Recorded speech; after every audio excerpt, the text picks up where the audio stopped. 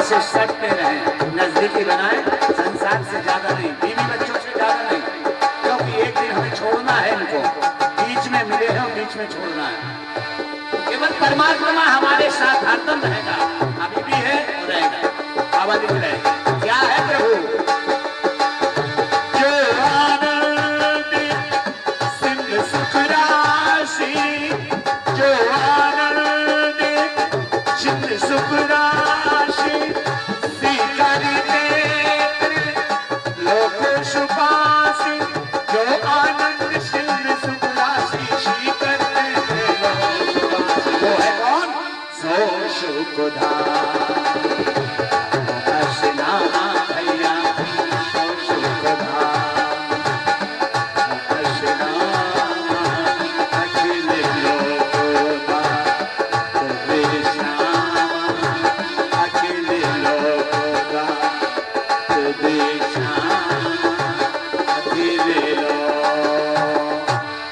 परमात्मा ही हमारा एक साथी है। बने संसार के जो मिले हैं ना, बच्चा बच्ची पत्नी, ये तो बीच में मिले हैं और बीच में छूट जाना है, ये बात सत्य है और सत्य बात कड़वी रहती है।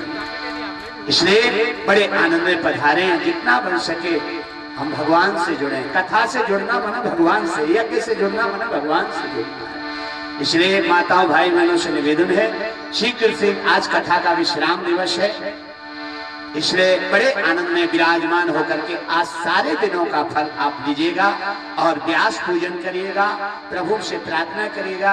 आज राम जी राजा बनेंगे, जानकी मैया रानी बनेगी, अवध नरेश बनेंगे आज हमारे भगवान श्री राम जो अयोध्या में विराजमान है।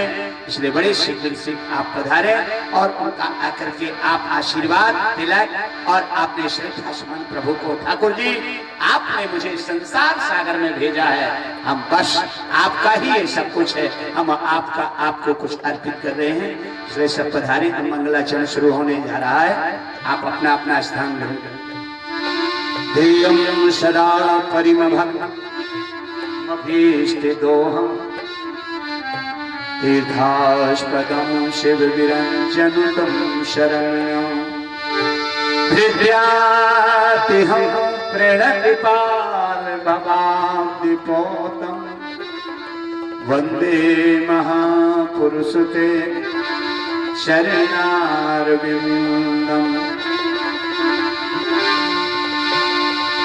कृष्णाय वासुदेवाय हरे परमात्मने प्रणति क्लेश नाशाय गोविंदाय नमो नमः।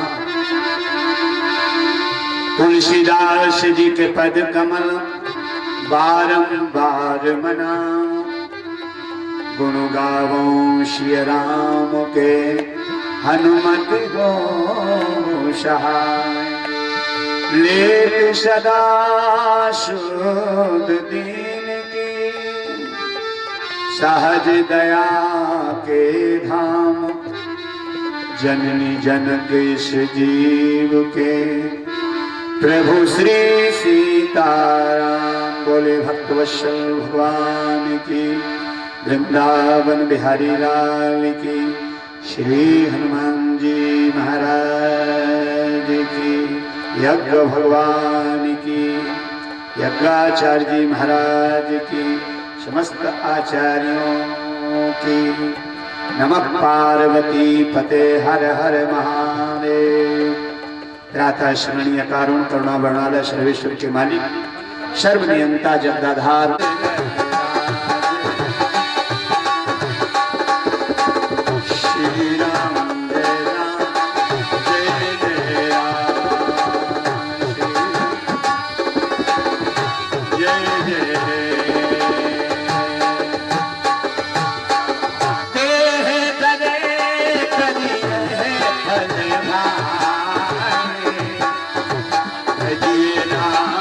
सब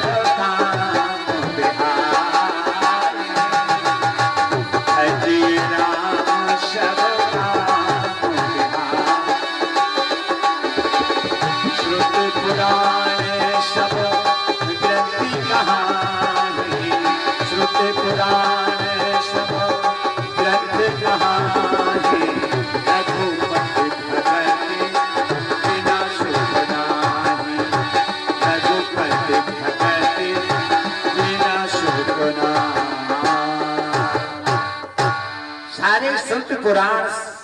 ग्रंथ सब कहते हैं कि भगवान के भक्ति के बिना सुख नहीं होता।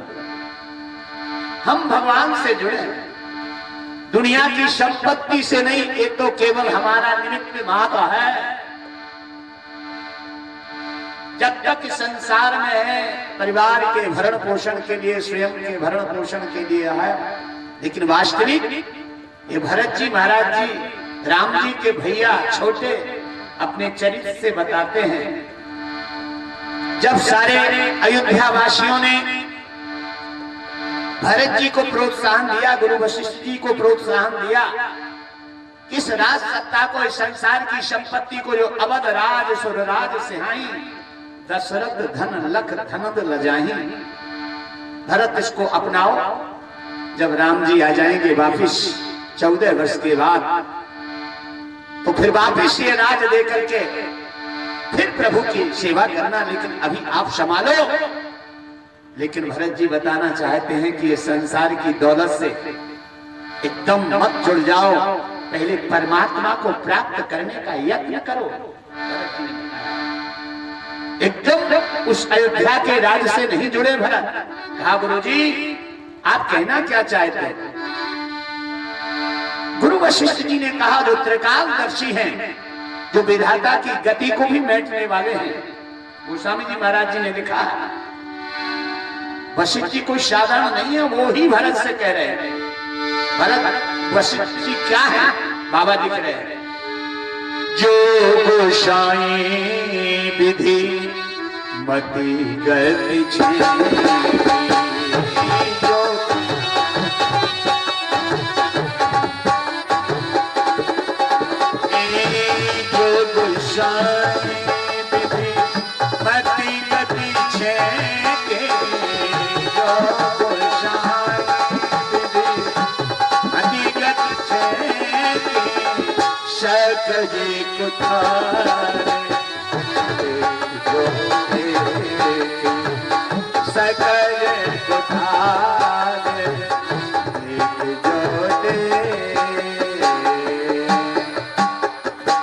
विधाता की गति को मेटने वाले वशिष्ठ जी ने कहा भरत, ये है भरत का त्याग देखना। ये क्योंकि ये हमारा भारत देश बंधो त्यागियों का देश रहा है, लोभियों का नहीं रहा है, त्यागियों का। और हमेशा त्यागियों की ही पूजा हुई है हमारे इस भारत देश में। हाँ, गुरु वशिष्ठ जी ने कहा भरत इस राज सत्ता पर बैठ जाओ, ये हितकारी होगा तुम्हारे लिए, संभालो 14 वर्ष की। क्योंकि राजा कह करके गए दशरथ जी महाराज जी, तो कहा भरत जैसे त्यागी नहीं। गुरु जी कहना क्या चाहते हो? गुरु जी ने कहा बेटा भरत करहु राज पर हरहु गलानी, करहु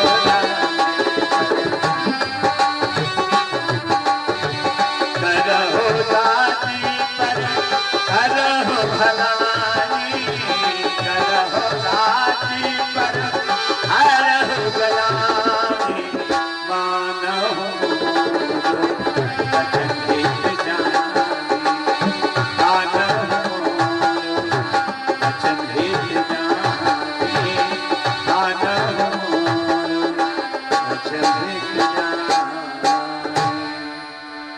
बेटा इस राज सत्ता को अपनाओ, इसमें तुम्हारा हित होगा। भरत जी से कहा गुरु वशिष्ठ जी ने। भरत जी ने कहा गुरु जी हमारा इसमें हित होगा। पहले तो गुरु जी हम आपसे कहना चाहते, त्यागी बोल रहा है, हम और आपको एक शिक्षा दे रहे हैं भरत जी महाराज कि प्रभु से जुड़ोगे तो सब मिल जाएगा, और प्रभु से नहीं जुड़े केवल संसार की दौलत से जुड़ोगे तो सब चला जाएगा। क्योंकि भगवान ही एक ऐसे महान हैं जो जीवात्मा को ऊंचाई पर पहुंचाते हैं। भरत जी ने कहा गुरुजी आप हित की बात कर रहे हो, आपने कहा करो राज पर हरो गलानी, मानो मोर वचन हित जानी। तो गुरुजी आप हित की बात हमारी कर रहे हो कि आप सिंहासन पर बैठ जाओ, इसमें हित होगा। इसमें हित हमारा नहीं है गुरुजी। और जिसने अयोध्या के नर नारियों ने मेरा हित चाहा गुरुजी, उसका अनहित हुआ, उसका भला नहीं हुआ। और आप मेरा हित चाह रहे हो, हमें चिंता आपकी हो रही है। गुरु वशिष्ठ जी ने कहा मेरा हित किस किसने चाहा है, किस किसने चाहा बताऊं गुरु, बताओ। गुरु वशिष्ठ जी को बता रहे हैं कि जिस जिसने मेरा हित चाहा उसका भला नहीं हुआ। किसने कहा, मैया ने मेरा हित चाहा, कैकेयी मैया ने, मेरी मां ने, तो वो विधवा हो गई। मेरा हित चाहने वालों की आप देखिए करामात क्या हुआ। मैया कैकेयी मैया ने हित मेरा चाहा कि बेटे को राज सत्ता दिलवा दे, तो वे विधवा हो। मां के कहने पर पिताजी ने मेरा हित चाहा तो वो स्वर्गवासी हो गए।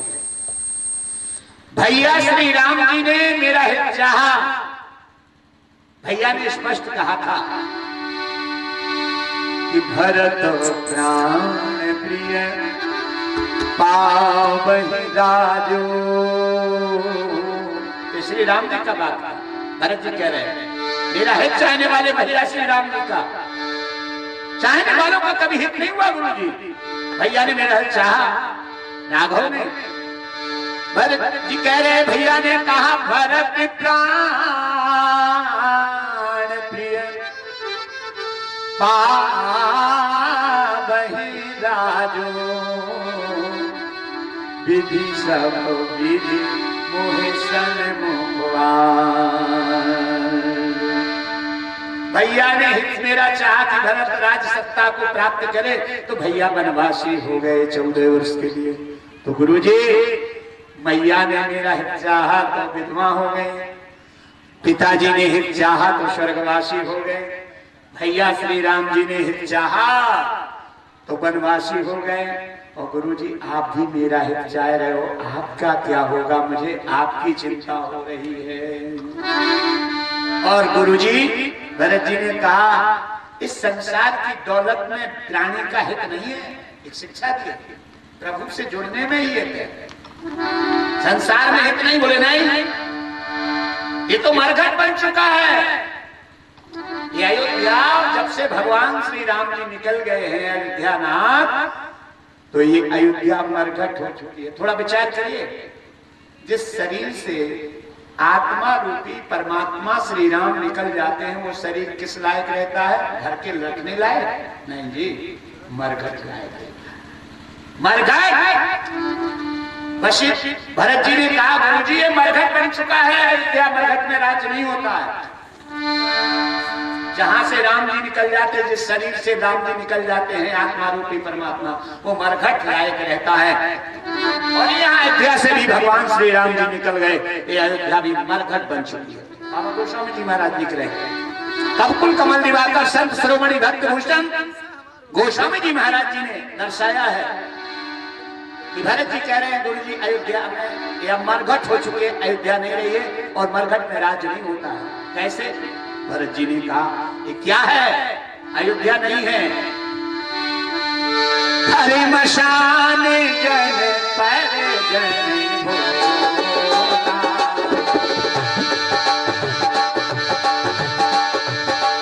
ये अयोध्या मरघट बन चुकी है, मरघट में राज नहीं होता है गुरु जी। यहाँ से राम जी निकल गए हो, अब यह मरघट बन चुका है, राम जी निकल गए। ये हरे मशान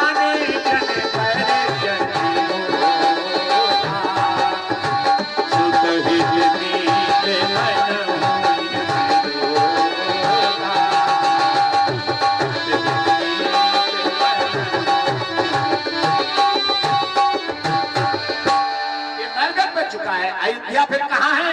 जब अयोध्या मरघट बन चुकी है तो अयोध्या अयोध्या अब चित्रकूट की धराधाम पर बन गई है, कहते जहाँ राम जी विराज चुके हैं। अबद तहाँ जहाँ राम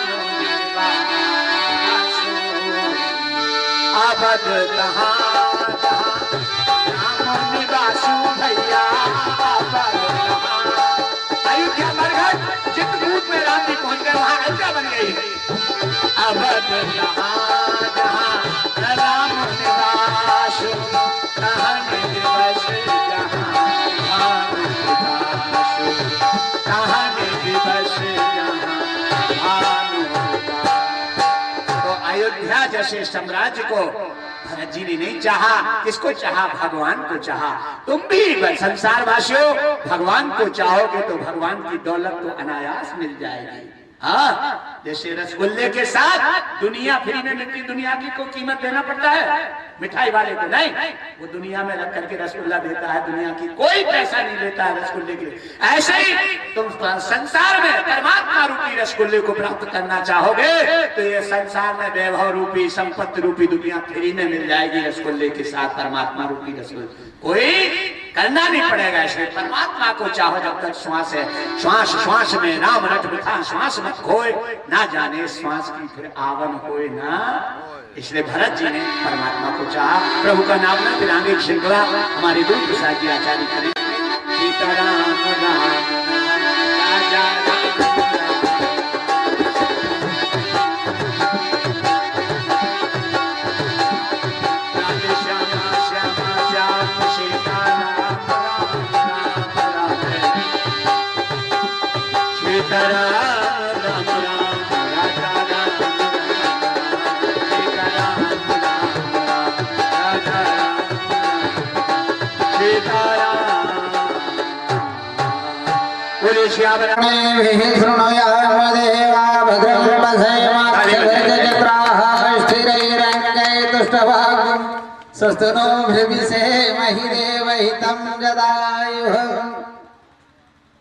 पुष्प आपको अर्पित कर देंगे अथवा व्यास मंच पर भगवान स्वरूप पुस्तक पर विराजमान करेंगे और इसके बाद में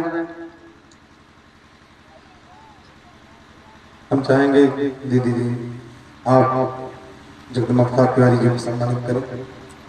हमारे परम आदरणीय श्री पान पंडित जगदम्बा प्रसाद तिवारी जी आए और साध्वी द्वारा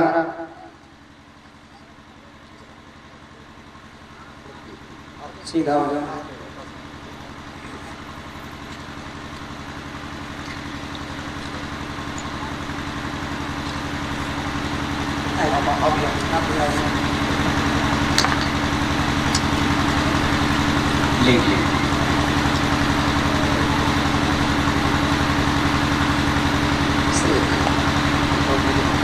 प्रेम से बोले श्री राधा माधव भगवान की, श्री सीता रामचंद्र भगवान की।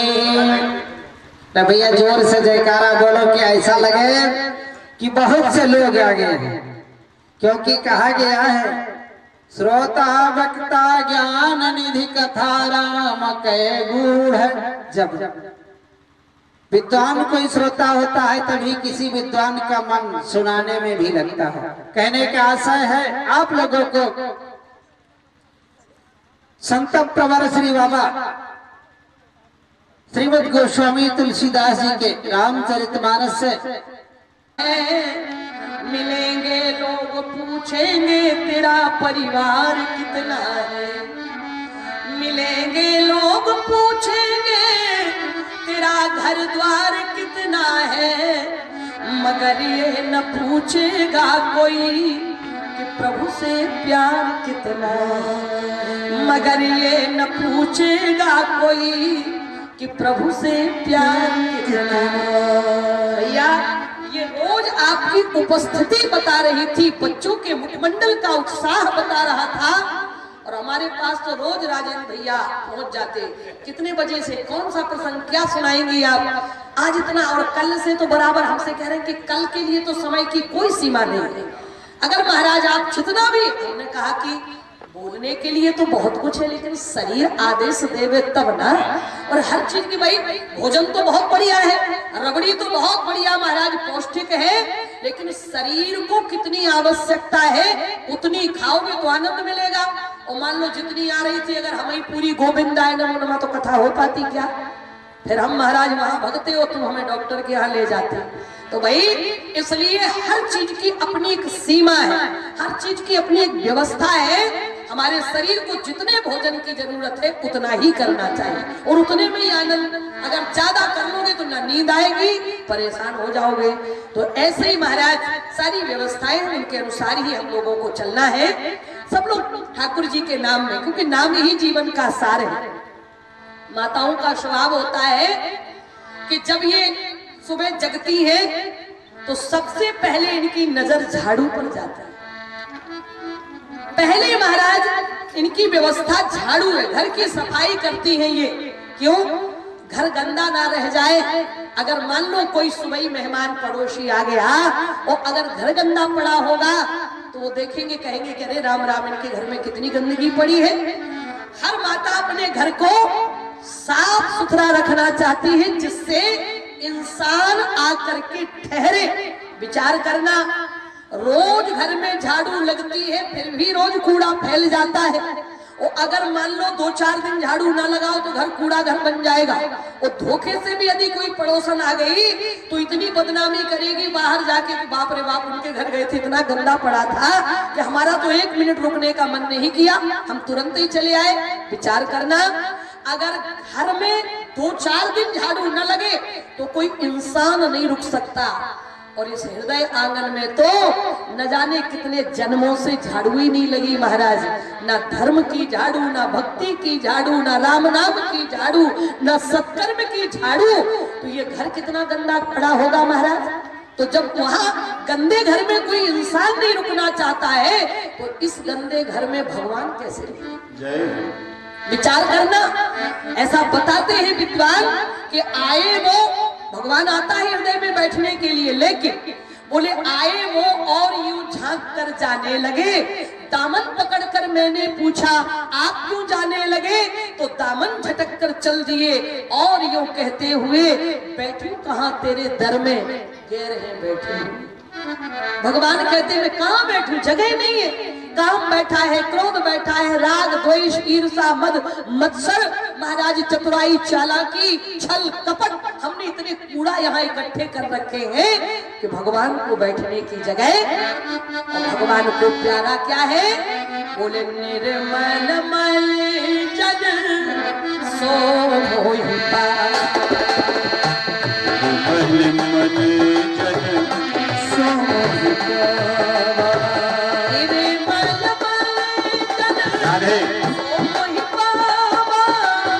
निर्मल मन जन सो मोहि पावा, मोहि कपट छिप न भावा, मोहि कपट छिप न भावा, निर्मल मन जन सो मोहि पावा, निर्मल मन जन सो मोहि पावा, मोहि कपट छिप न भावा, मोहि कपट छिप न भावा।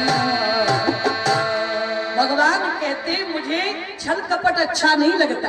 तो भैया अगर भगवान को हृदय में स्थान देना चाहते हो तो जैसे रोज नित्य प्रति माताएं सुबह शाम घर में झाड़ू लगाती हैं, इसी प्रकार इस हृदय आंगन में भी राम नाम की झाड़ू लगना चाहिए। हमारे विद्वान कहते गाए जा श्री राम की महिमा, गाए जा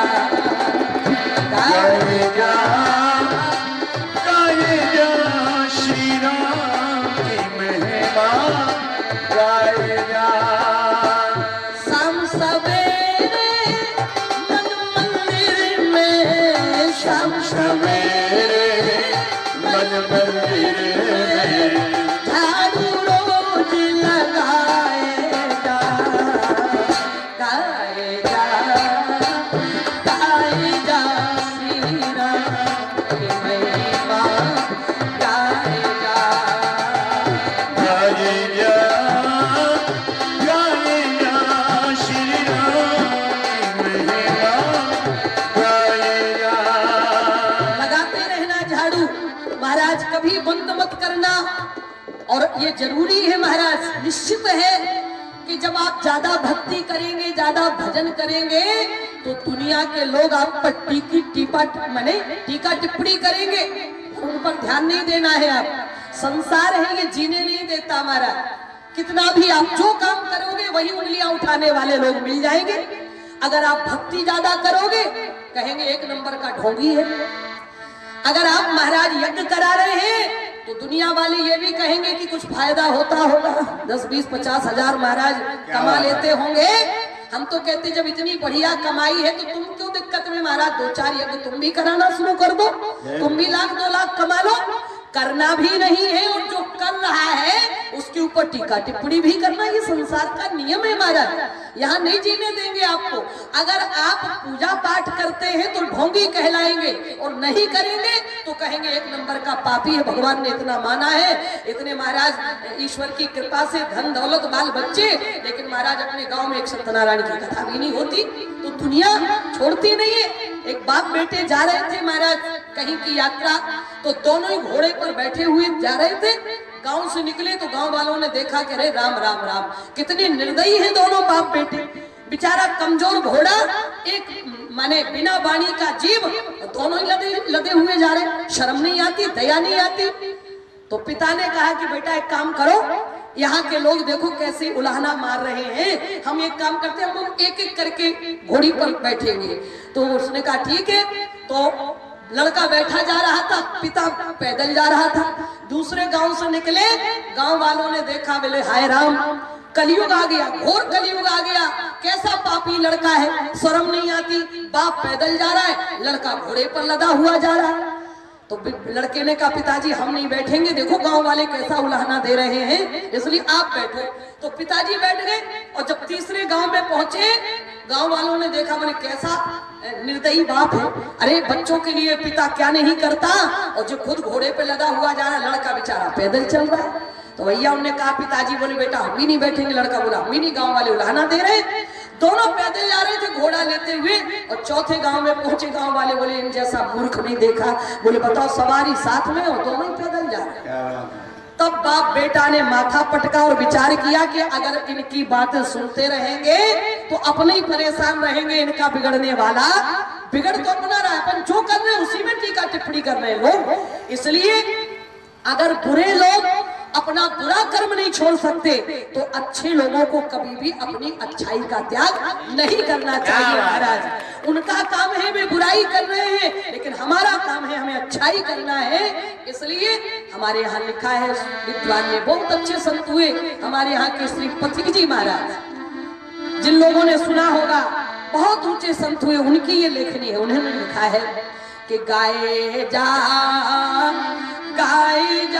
श्री राम की महिमा, गाए जा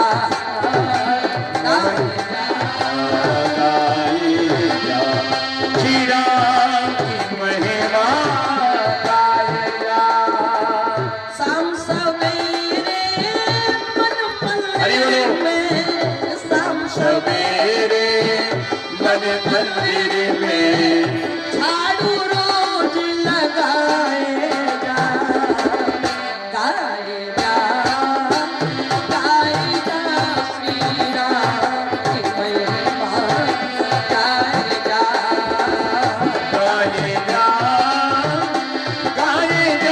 श्री राम की महिमा, गाए जा।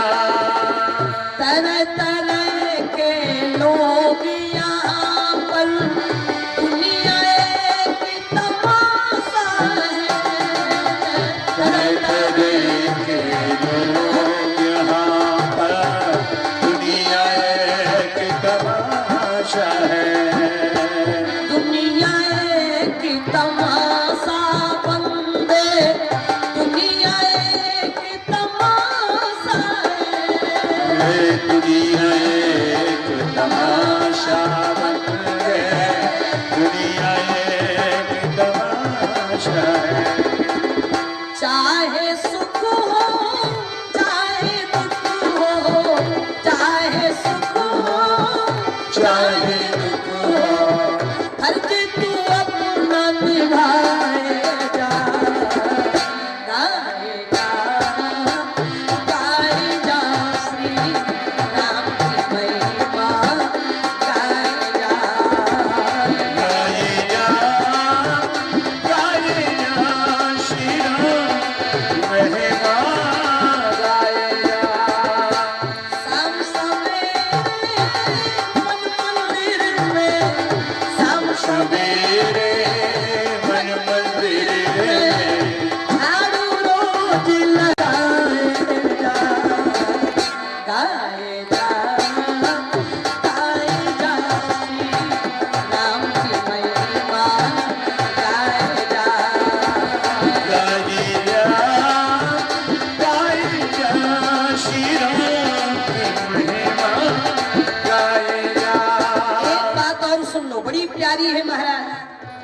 हमारे एक बार रविंद्र भैया के लिए जो है, क्या बात है, वाह, बहुत अच्छी एक बात बार है। जोरदार तालियां बजा रहे हैं हमारे शर्मा रवि जी के लिए भैया ताली के। बजाएं। बहुत प्यारे कलाकार हैं ये, मैं आपको बता दूं। इनकी कला हमारे साथ चल नहीं पाती है, बाकी ये बहुत अच्छे कलाकार हैं।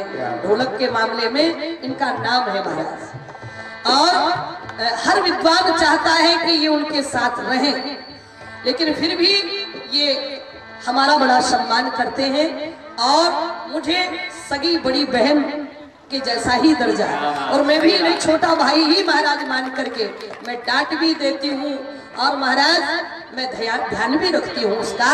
तो बहुत प्यारे हैं हमारे भैया, बहुत बढ़िया बजा रहे हैं। सुन लो मैं क्या बता रही थी आपको। तुलसीदास जी महाराज ने एक चैलेंज किया है। उन्होंने कहा कि संसार में एक ऐसी सरपणी है जो प्रत्येक प्राणी को दिन रात डस रही है। आप सोचेंगे कि ऐसी कौन सी सरपणी है जो हम लोगों को दिन रात डस रही है? कोई माई का लाल महाराज ये दावा नहीं कर सकता कि वो सरपणी हमें नहीं डस रही। महाराज एक सरपणी ऐसी है जो प्रत्येक प्राणी को, चाहे महाराज लड़के नौकरी में हो, चाहे महाराज बिजनेस हो, चाहे जमींदार हो, चाहे मोटर गाड़ी कार हो, लेकिन हर आदमी को एक सरपणी दिन रात डस रही है। ये भी नहीं कि महाराज महीने दो, नहीं, दिन रात डस रही है। आप कहेंगे वो कौन सी सरपणी, क्या नाम है उसका? बाबा ने लिखा चिंता सांपनी को नहीं खाया। कोई भाई का लाल जिसे चिंता ना, चिंता सांपनी को नहीं खाया, चिंता सांपनी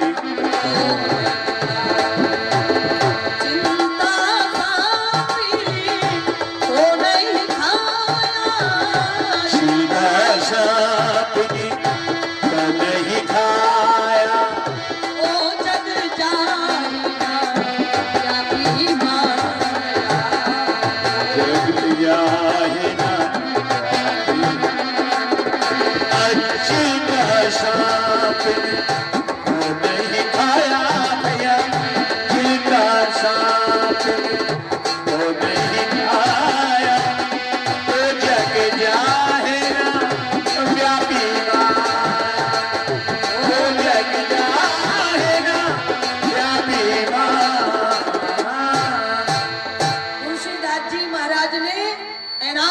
घोषणा करी है कि चिंता सांपिनी को नहीं खाया।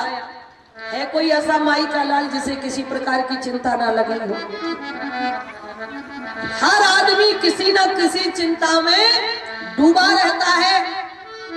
सब कुछ आनंद से है, लेकिन बच्चा परदेश में है, बढ़िया महाराज अच्छी नौकरी कर रहा है, लेकिन फिर भी चिंता लगी है। महाराज बेटा वहां है, कभी महाराज माने चिंता लगी है हर प्राणी के जीवन में।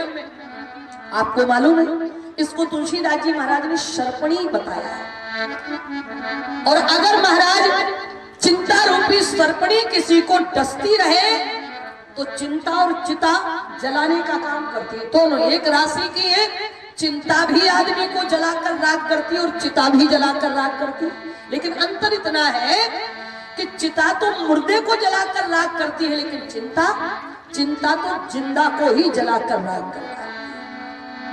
चिंता एक ऐसी सरपणी है जो जीते जी आदमी को महाराज जलाकर, चिंता आदमी को सुखाकर महाराज कांटा बना देती। लोग कहते कि भाई क्या हो गया, कौन सी चिंता में डूबे रहते हो, देखो तो कितना बढ़िया शरीर था। तो ये जो जहर है ना, ये चिता की तरफ ये जलाने का काम करता है, सरपणी का, चिंता का जहर। तो बोले बाबा अगर किसी को सरपणी ने डस लिया हो तो उसके जहर का प्रभाव उसके शरीर पर न पड़े, इसके लिए कोई उपाय, कोई दवा? तुलसीदास जी महाराज बोले एक दवा है।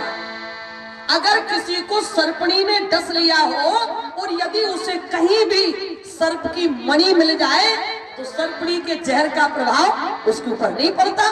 तो बोले चिंता रूपी सर्पणी के जहर से बचने के लिए कौन सी मणि रखे? तुलसीदास जी महाराज बोले एक मणि है, अगर चिंता रूपी सर्पणी के जहर से बचना चाहते हो तो वो मणि हमेशा अपने पास में रखना। गारंटी है चिंता डसेगी लेकिन उसका जहर का प्रभाव तुम्हारे शरीर के ऊपर नहीं पड़ेगा। बोले कौन सी मणि? तुलसीदास जी महाराज कह रहे महा मंत्र मणि विषय व्याल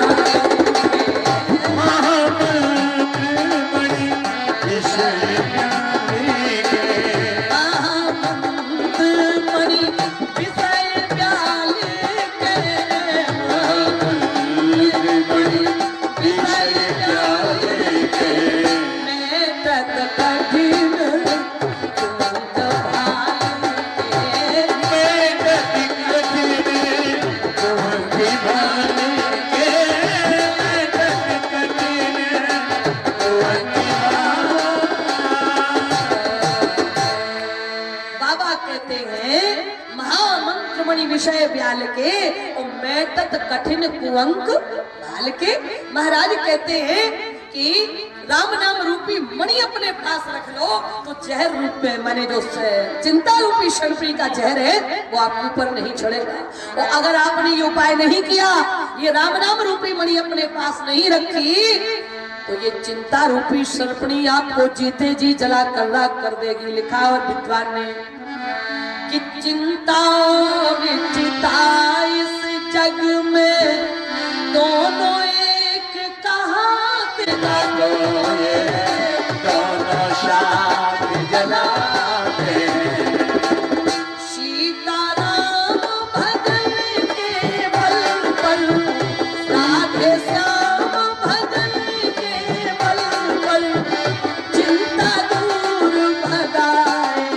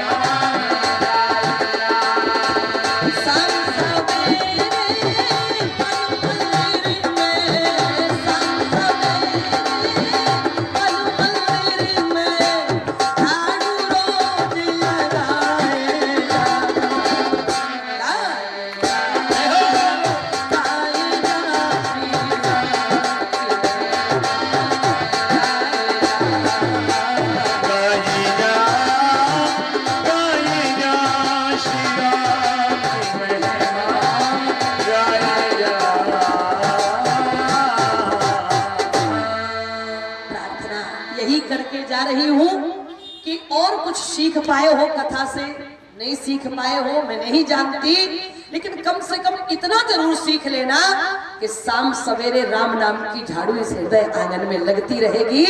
तो अगर आपका हृदय महाराज यदि साफ हो गया तो मन क्रम वचन छाड़ चतुराई और भजत कृपा करी है रघुराई, भजत कृपा करी है रघुराई, कृपा मिल जाएगी। तो आओ पहले सब लोग मिलकर हरि नाम, फिर सीधे आपको कथा में ले चल रही हूँ। बड़े प्रेम से सभी लोग भाव से बोले सीताराम हनुमान, सीताराम हनुमान, सीताराम हनुमान, सीताराम। ताली बजाकर कथा दे जाए। राम हनुमान सीताराम,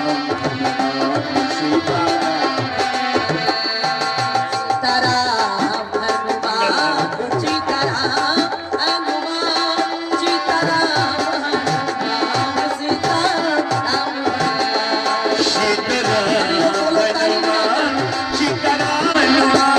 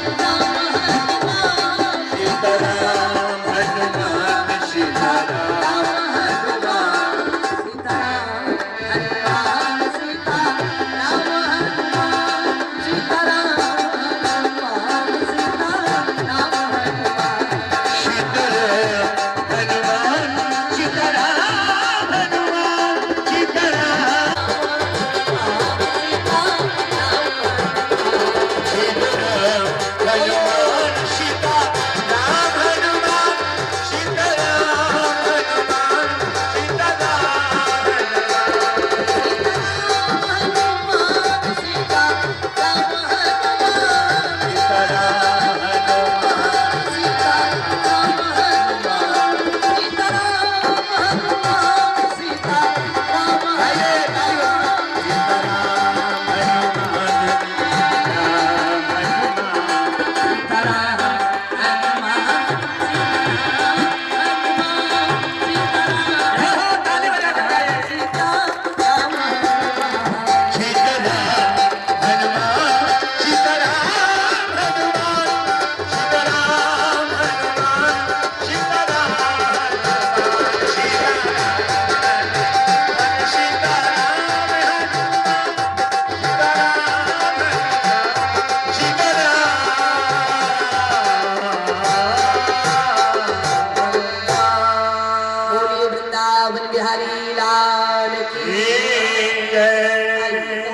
मनोहारी मंगलकारी चर्चाएं चल रही थी। कथाएं तो हरि अनंत हरि कथा अनंता कहे सुनई वो विश्राम करे कुछ दिन, फिर आराम से अयोध्या जाना। भगवान ने कहा भैया विभीषण, अगर 14 वर्ष की अवधि में अगर एक क्षण भी आगे निकल गया तो मेरा भैया भरत जब चित्रकूट की तपस्थली में हमें मनाने के लिए आया था और जब हमने उसे आदेश दिया था कि पितु आयस पालई दो भाई, हम दोनों भाई पिता की आज्ञा का पालन करें, इसलिए भैया तुम 14 वर्ष तक अयोध्या में रहना और मैं 14 वर्ष तक वनवास में रहूंगा। माता पिता के आदेश का दोनों भाइयों को पालन करना चाहिए। तो मेरा भाई मेरा आदेश मान करके अयोध्या लौट गया, लेकिन लौटने के पहले उसने मुझसे कहा था कि भैया अगर 14 वर्ष की अवधि पूर्ण होते होते यदि आप अयोध्या नहीं आए तो आपको अयोध्या मिलेगी, अयोध्या की प्रजा मिलेगी और आपको अयोध्या का ये राज सिंहासन मिलेगा, आपको धन को सब कुछ मिलेगा। लेकिन 14 वर्ष की अवधि बीतने के बाद यदि आप अयोध्या नहीं आए तो तुम्हें तुम्हारा भाई भरत जिंदा मिलने वाला नहीं है। मैं अवधि पूर्ण होते ही मैं चिता में जिंदा ही बैठकर अपने आप को जला लूंगा। रामचरितमानस में 2 भक्तों ने जीते जी अपनी चिता बनाकर तैयार करी। एक तो माता सीता ने अशोक वाटिका में आन काट रची चिता बनाई, आन काट रची चिता बनाई, आन काट रची चिता बनाई, मातो नलपुरी बेहू लगाई, मातो नलपुरी बेहू लगाई, आने काट रच चिता बनाई, आने काट रच चिता बनाई, माते अनल पुन देह लगाए, माते अनल पुन देह लगाए। माता सीता ने अशोक वाटिका में चिता बना करके तैयार कर ली। और दूसरी नंदीग्राम में भैया भरत ने राम जी के आने का समय हो रहा है, बस इंतजार कर रहे हैं कि जैसे ही 14 वर्ष की अवधि पूर्ण होगी और भरत जीते जी इसी चिता में बैठ जाएगा। तो यहाँ भरत जी चिंता में डूबे हैं और वहां श्री राम जी बेचैन हो रहे। राम जी ने कहा भैया विभीषण, हमें शीघ्र अयोध्या पहुंचाने की व्यवस्था कर, जिससे हम 14 वर्ष की अवधि के अंदर ही हम अयोध्या पहुंच जाएं।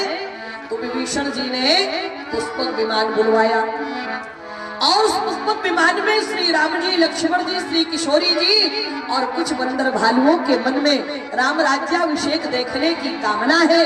तो अंगद, नलनील, दुविध, मयंक, जामवंत, सुग्रीव, विभीषण आदि बहुत सारे बंदर भालुओं ने कहा कि हम तो प्रभु अयोध्या आपके साथ चलेंगे और आपका राज्याभिषेक देखेंगे। सभी बंदरों के मन में ये कामना जगी कि हम भी भगवान का राम राज्याभिषेक देखना चाहते हैं। लेकिन भगवान ने कहा कि यदि सभी वानरों को लेकर के मैं अयोध्या चला गया तो अयोध्या की व्यवस्था बिगड़ेगी और इनके घर परिवारों की व्यवस्था बिगड़ेगी।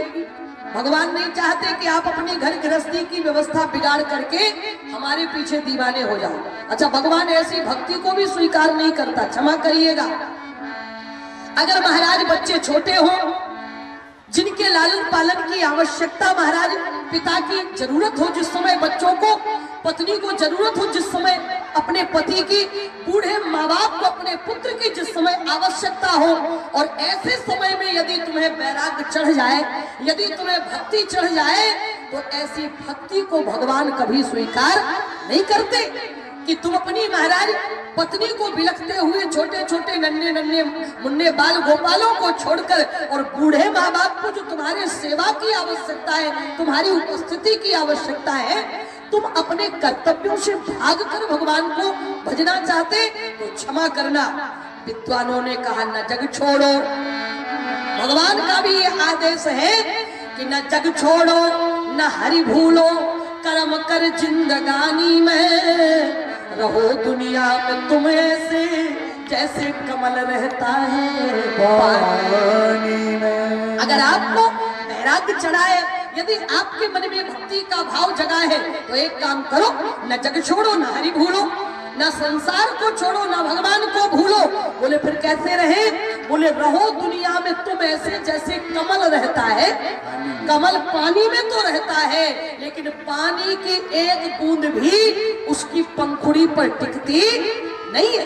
तो हम भी दुनिया में रहे, संसार में रहे, घर परिवार में रहे, लेकिन संसार को अपने अंदर ना आने दे, घर परिवार को अपने अंदर ना आने दे, पर कर्तव्यों से भागने वाला कभी भक्ति में सक्सेस नहीं होता महाराज। इसलिए भगवान ने बंदरों से कहा कि तुम सब अब अपनी अपनी घर गृहस्थी संभालो।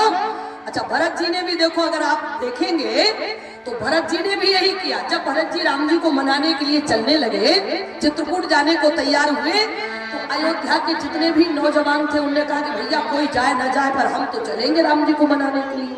भगवान ने विचार किया कि अब कितनी लंबी यात्रा होगी, कितने दिन बाद हम लोग लौट करके आएंगे, और जिस परिवार में केवल एक ही सदस्य है, एक ही महाराज आदमी है घर परिवार को संभालने वाला, और यदि वो हमारे साथ चला गया चित्रकूट भगवान को मनाने के लिए, तो उसकी तो गृहस्थी मान लो, बूढ़ा बाप है, बीमार पड़ जाए कौन सहयोग करेगा, बच्चों की व्यवस्था कौन देखेगा, घर परिवार की व्यवस्था कौन देखेगा। भरत जी ने कहा नहीं, तुम लोग नहीं जाओगे, जिनके ऊपर घर परिवार की जिम्मेवारियां हैं वे अपना घर देखें। उन लोगों ने कहा कि नहीं नहीं महाराज, हम घर परिवार माता पिता, इनको बिठा दो भैया, बिठा दो। कोई ऐसा व्यक्ति है? कोई बात नहीं, बिठा दो, आराम से बिठाओ। चुनाव आएंगे तो सांसद का टिकट मिले तो फिर खड़े हो जाना, कोई दिक्कत नहीं। जाओ पहले, अगर खड़े होने का ही शौक है तो भाई चुनाव आ ही रहे, भगवान की कृपा से सांसद का चुनाव लड़ो, आनंद आएगा। दिन भर ही खड़े रहना पड़ेगा महाराज, हाथ जोड़ो, सबके पांव छुओ, बाद में अता पता न लगने पाए। तो मैं निवेदन कर रही थी, ध्यान देंगे, बहुत प्यारी बात। भरत जी ने कहा मैं सबको लेकर के नहीं जा सकता, जिनके ऊपर घर की जिम्मेवारियां हैं वे अपना घर संभाले, अपने माता पिता देखे, अपने बच्चे परिवार देखे। तो मालूम कभी कभी बैराग का ऐसा जुनून चढ़ता है कि लोग कहते हैं कि सब में आग लग जाए। वे कहते हैं महाराज जरा सुसंपत्ति सदन सुख सुहृद मात पितु भाई, सब में आग लग जाए, हम तो भगवान का भजन करेंगे। तो भाई किस में आग लगा रहे हो आप? संपत्ति आपकी है, संपत्ति आपके बाप की है जो आपको मिली हुई है। जी नहीं महाराज, क्षमा करना, ये तो संपत्ति सब रघुपति की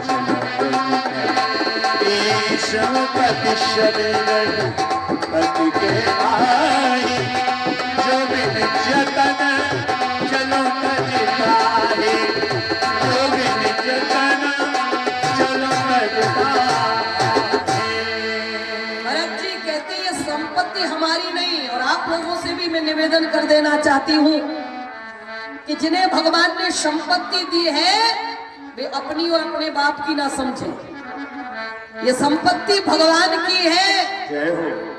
और भगवान की संपत्ति का कभी किसी दूसरे की चीज का दुरुपयोग नहीं होता।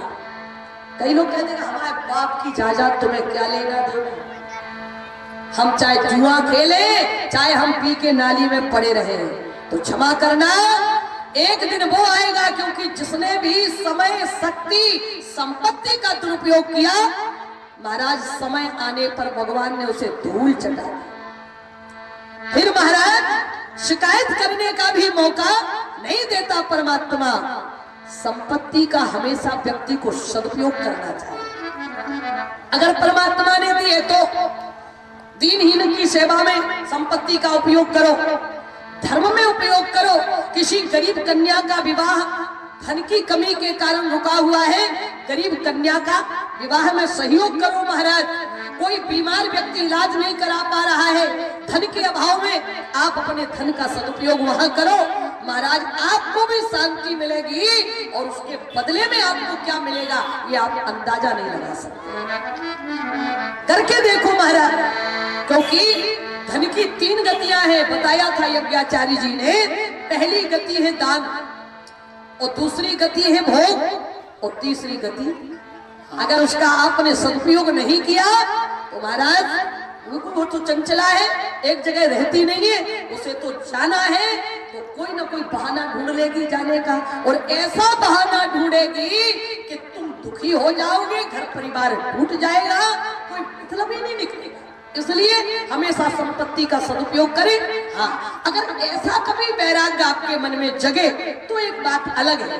बताते हैं महाराज, एक बड़े अच्छे संत हुए श्री नामदेव जी, और ऐसे भक्त महाराज कि किसी में भी भगवान को देख, किसी में भी, कुत्ते में भी भगवान देख लेते महाराज, बताते हैं उनके बारे में कि एक दिन रोटी बना करके रखी और कुत्ता महोदय आए, वो घी का डिब्बा लेने के लिए अंदर गए और कुत्ता महोदय आए रोटी लेके भाग, और पीछे से नामदेव जी आए तो देखा कि कुत्ता रोटी लेकर के भाग रहा है, तो घी का डिब्बा लेकर के कुत्ते के पीछे पीछे भागे। बोले भगवान आज थोड़ा भोग लगाने में टाइम हो गया, इसलिए आप इस रूप में आ गए, भूख ज्यादा लगी होगी, लेकिन स्वामी कम से कम घी लगाने में तो रूख ही मत खाओ। अब कुत्ते के